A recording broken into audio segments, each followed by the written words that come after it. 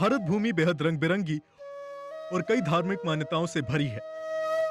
यहाँ हर साल सावन आते ही त्योहारों की शुरुआत हो जाती है। राखी खत्म होते ही सबसे पहले आती है कृष्ण जन्माष्टमी। भगवान कृष्ण के जन्म होने पर कृष्ण जन्माष्टमी मनाई जाती है। यह पर्व बेहद पावन होता है। भगवान कृष्ण के भक्त उनका जन्मदिन बड़े उत्साह के साथ मनाते हैं। इस दिन हर जगह जश्न का माहौल होता है। भगवान कृष्ण का जन्मदिन आने से एक दिन पहले ही सभी भक्तजन और कृष्ण प्रेमी कृष्ण जन्माष्टमी मनाने की तैयारियां शुरू कर देते हैं। हर साल कृष्ण जन्माष्टमी पर हांडी फोड़ने की भी परंपरा है। महाराष्ट्र में दही हांडी का एक अलग ही माहौल होता है। यहाँ सभी पुरुष और महिलाओं में दही हांडी का क्रेज होता है। यहाँ बड़े पैमाने पर दही हांडी का आयोजन भी किया जाता है और जो जीतता है उसे इनाम स्वरूप राशि प्रदान की जाती है। इसके अलावा इस दही हांडी को देखने के लिए हजारों की संख्या में लोग भी जुटते हैं।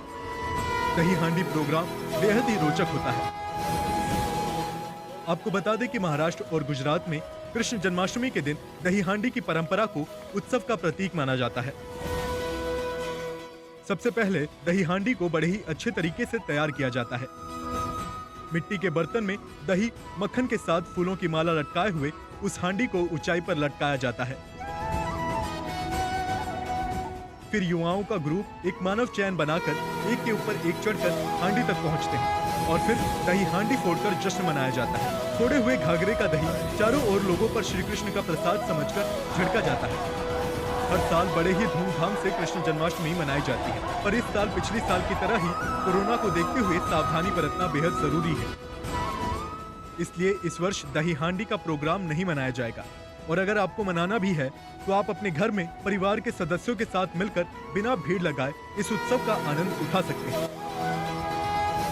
हम सब जानते हैं कि कृष्ण जन्माष्टमी पर दही हांडी की परंपरा काफी पुरानी है। इसके पीछे मान्यता है कि भगवान कृष्ण को माखन यानी दही बेहद प्रिय था।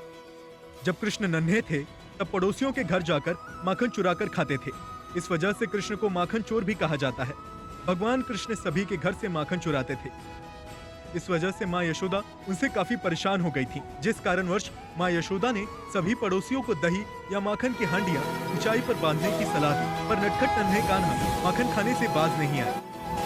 हांडी को ऊंचाई पर लटकाने के बाद भी कृष्ण अपने मित्रों के साथ मिलकर मानव चैन बनाकर हांडी तक पहुंच जाते थे और हांडी तोड़कर माखन आपस में बांट लेते थे। इसी के चलते कृष्ण भगवान के जन्मदिन पर दही हांडी का उत्सव मनाने की परंपरा शुरू हुई। जनतंत्र टीवी आप सभी को कृष्ण जन्माष्टमी की हार्दिक शुभकामनाएं देता है।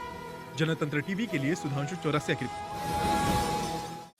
खबरों के निष्पक्ष विश्लेषण के लिए सब्सक्राइब करें Jantantra TV and press the bell icon.